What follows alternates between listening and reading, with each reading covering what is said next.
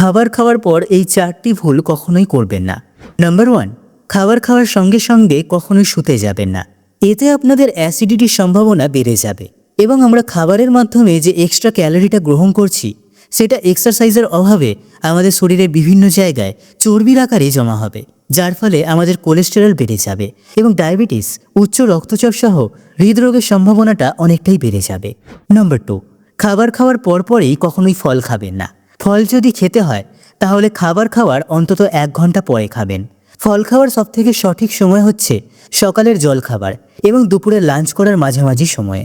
Number 3, রাতে খাবার খাওয়ার পর কখনোই চা বা কফি খাবেন না, কারণ কফির মধ্যে ক্যাফিন থাকে, যেটি একটি উত্তেজকভাবে কাজ করে এবং আমাদের মস্তিষ্কে 6 থেকে 8 ঘন্টা সক্রিয় থাকে।